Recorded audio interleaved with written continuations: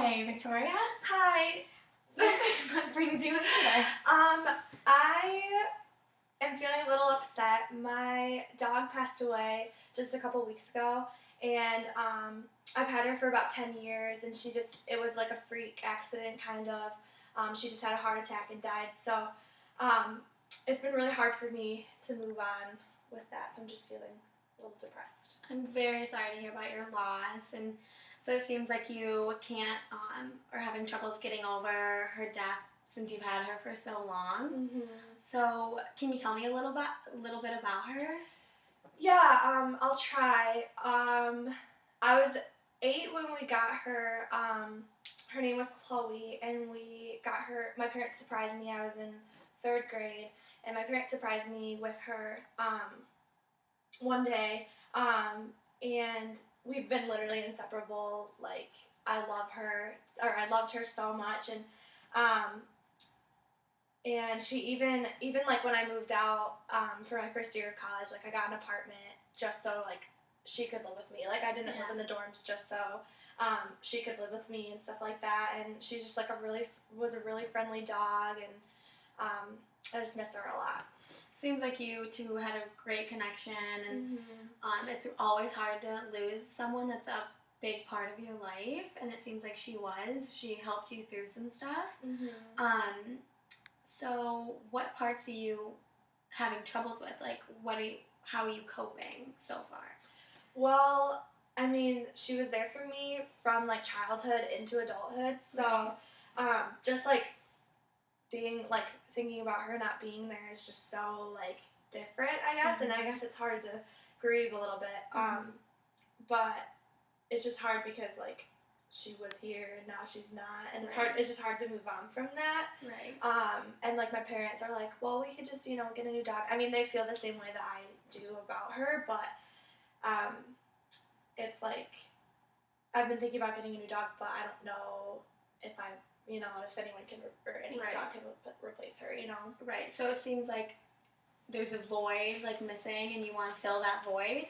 But it's hard to even think about getting a new dog, and because you don't want to lose the memories that you've had with her, and so I was thinking of some coping skills that might help you. Okay.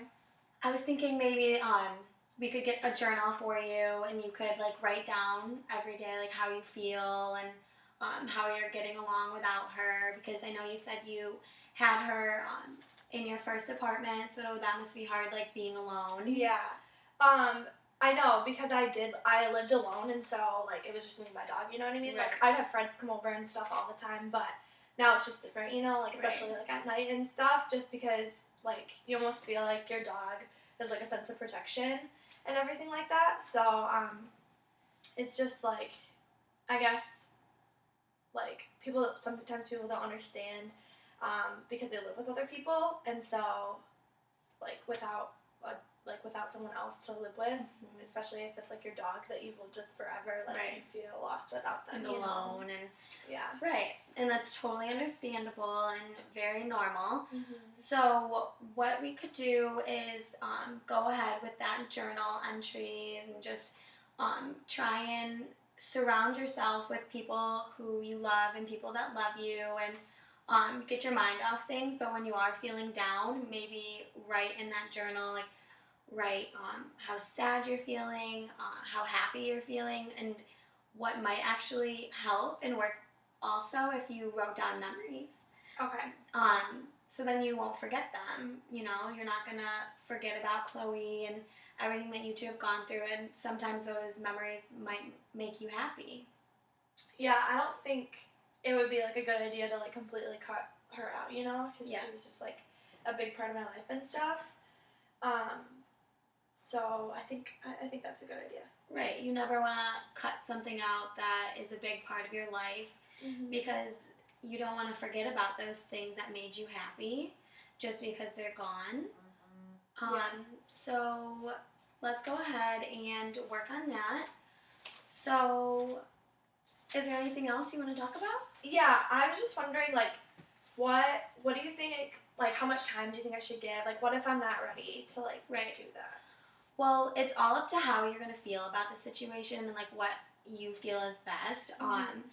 So maybe like after a week or so, like after writing, and you might feel a little better, and take a friend and go to the pound, and if you, or like the dog shelter, and go in there, and if it makes you sad inside, then don't feel bad like leaving, and give it some more time.